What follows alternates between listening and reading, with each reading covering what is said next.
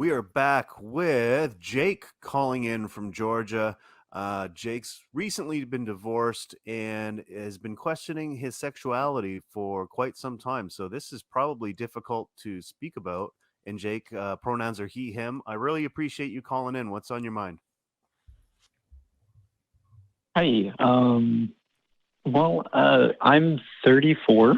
Like I said, I was recently divorced, and I've been attracted to certain aspects of men for my whole adult life, and I've always kind of questioned that and kind of put it at the back of my head. I also really don't like men, which is ironic. I kind of would consider myself a feminist. I think there are a lot of straight women that Relatable. recognize the struggle Relatable. you're in. Okay. But I don't know. That might be why certain things happen the way they happen, but I've been having a hard time finding people to talk to about it. I mean, my best friend was her. I mean, I married my best friend because, I don't know who to talk to about it.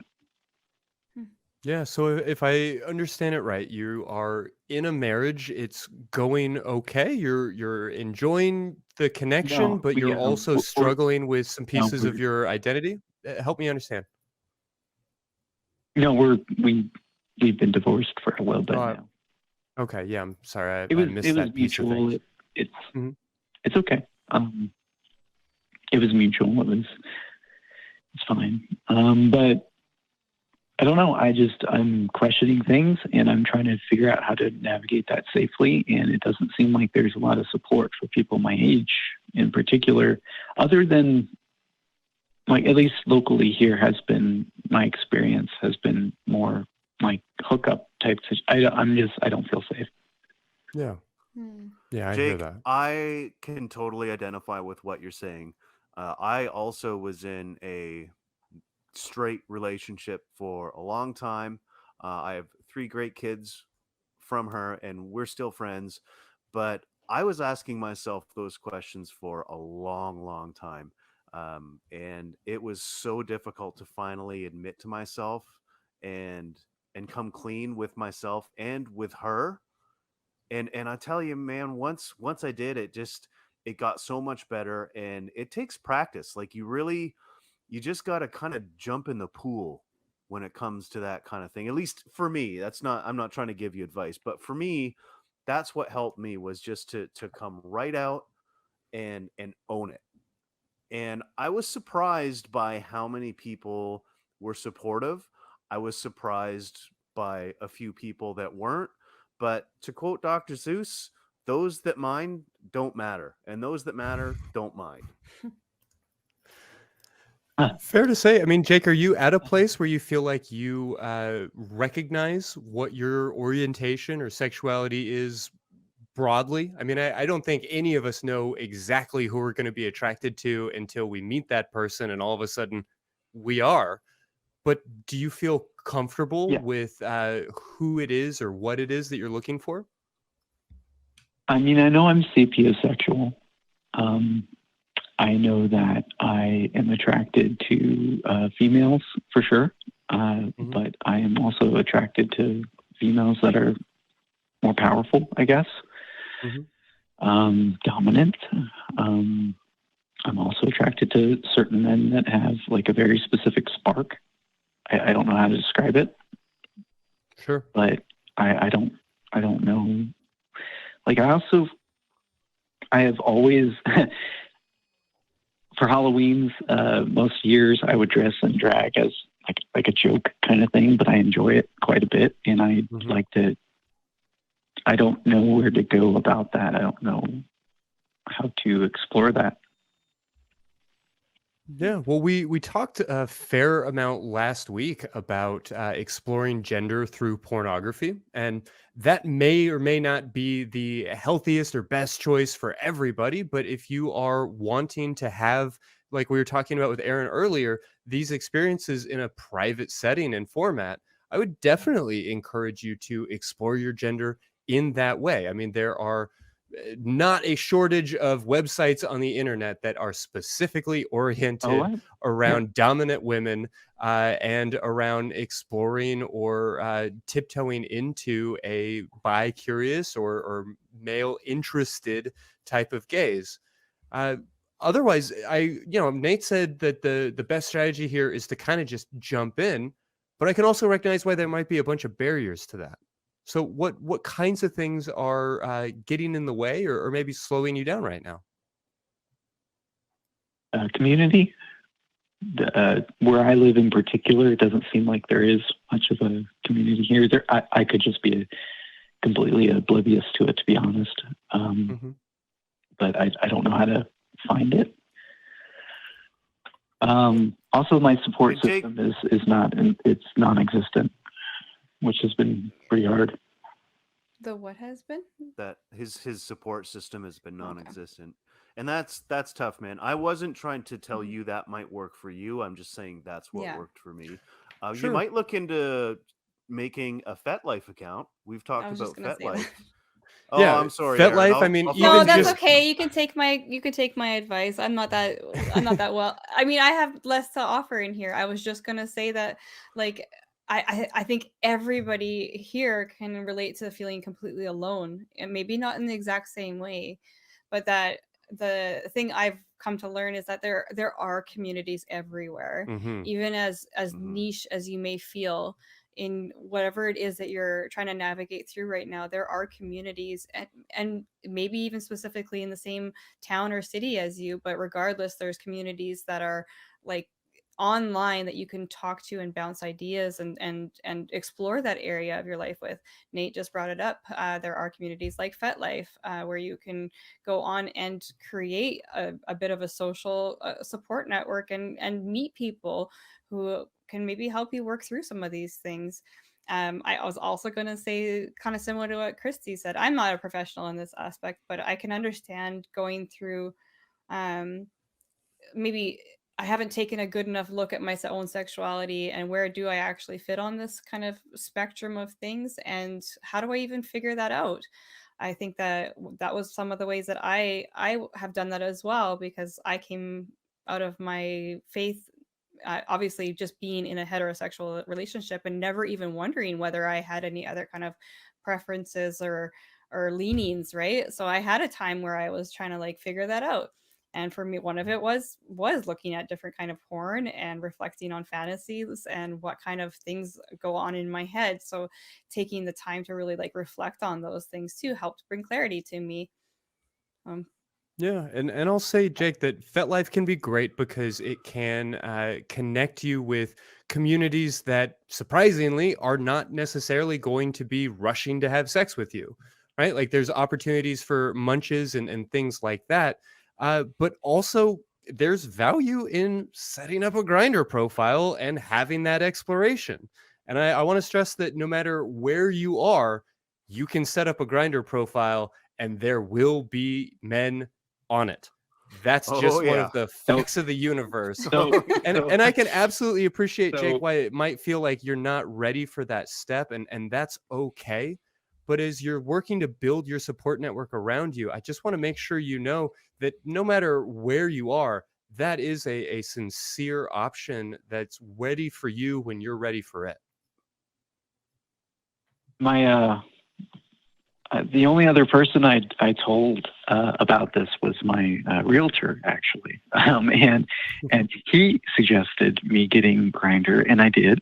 And I will honestly say I had a really, really fun night the first night. The second night was also fun. But I will say that was from a perspective of like being home, right? I feel uncomfortable meeting these people. I don't know. It's like, it's something weird I'm trying to find a way to enter this community properly, I guess.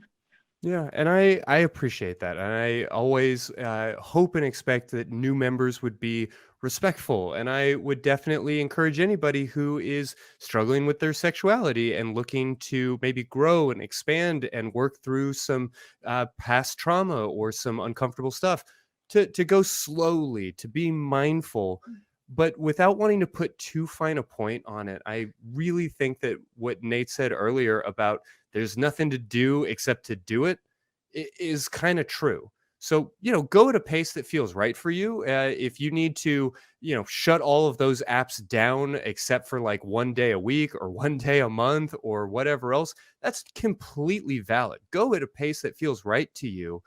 But I also think that you can prepare all day, every day, and it's not going to necessarily prepare you for what it's actually like to have a stranger's dick in your mouth. And if that's an experience that you are curious about, I would encourage you to support yourself, to surround yourself with support, to make sure that you feel like you have a safe landing pad, but also to remember that it's going to be okay. It's just one night. And if you enjoy yourself, fantastic. And if you feel like, okay, I've had this experience and that experience, and I like this more than that, or I like neither, or whatever else, that's all just good data. But if so long as you're being safe and responsible, I'd encourage you to get out there and to be curious and to know that nothing that happens on any particular night needs to be definitive or meaningful in any sort of like long-term way. And if I could just tack on to that, also be honest with the other person about what you expect, or what your plans are. If there's no chance of, say, a relationship or a recurring thing, just be honest about that. And if it works out, great. If it doesn't, then hey, at least you were honest with the other person. Nobody's feelings have been hurt. You've said a couple of times that you're kind of looking for the right way to enter this community, so it seems to me like you're being extra mindful not to cause harm to other people, and that's Yeah. goddamn fucking noble, man. So that's awesome. I would just say be honest with the other person, and if it's not gonna happen, hey, no harm done. There's plenty of fish in the sea, to quote a dead dating site. What they said. Okay.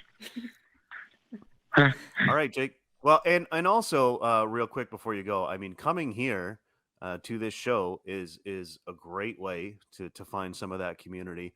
And also on the Atheist Community of Discord, there's a significant community of folks that are on all different locations on the spectrum. So you can definitely find some community there. We're gonna drop links to it later in the show. But yeah, there's a lively community out there that you can have at the drop of a hat, and they're all pretty cool people. And I'll say too that folks in the kink community are some of the most welcoming folks you'll ever find. Fair to say. Okay. I'm looking forward to it, I guess. All right. Well, Thanks so I much. hope this helped you, and thank you very much for the call, Jake. And That I'll was charming. throw in here real quickly that anybody listening who is wondering what that word we're saying is, FetLife, when you know, you know. But also we did a great episode on this topic, and I'll make sure to have a link to that in the show notes for this episode. Yes, I think I was on that show. That was a fun show. Yeah, no, it was definitely a good time. Erin, did you have something to add before we move on? I think we've got one more caller we want to get to. No, I think you have both summed up some really good kind of resources and directions to go for Jake in a situation that he's in. I wanted to make a comment about the kink community. Yeah, please. Oh, yeah. Coming Do from a very like vanilla heteronormative kind of relationship, and just diving into even just educating myself, I think that there is so much to be learned from how the kink community acts.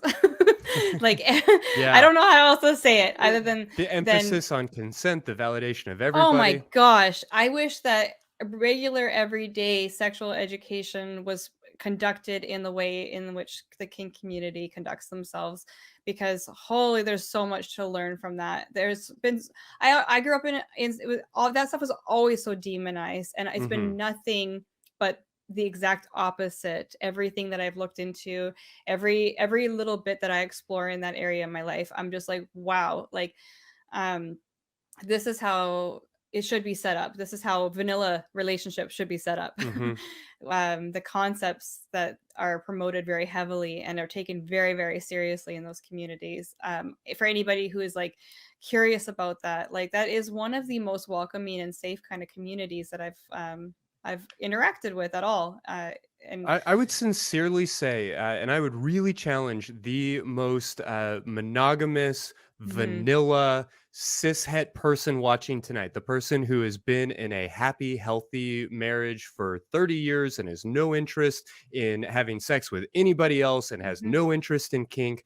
I would sincerely challenge you to find your way to a local munch. And if you really feel comfortable and feel like you have access to it, I would encourage everybody listening to not go their entire life without going to a play party. We don't have time to get there's into it tonight, but it is no, very but likely there's not so what you much think to that it is. learn. Yeah. Yes, It, there's so much we can learn as like a monogamous relationships from the kink community. Like they have done way more work on this than we have, yeah, we've been there's putting a our best holy scientists on this for generations and then mad respect. stifling all of their Mad research. respect for that. Oh yeah, no. So I just wanted to make that statement. No, I think that's really important. And I know a bit of a digression, but I'm just going to say Yeah. it again anyway. You watch dumb 2000 sex comedies and you watch, Eyes Wide Shut, and you think you have this notion of what a play party is. And I assure you, if you have not been to one, you do not. And I would very much encourage everybody to have that experience at some point in their lives. I think that you'll be blown away. But with that, Nate, I'll give it right back to you. Play party. I'm sorry, you distracted me, and now I'm thinking about the potential there. Because play party.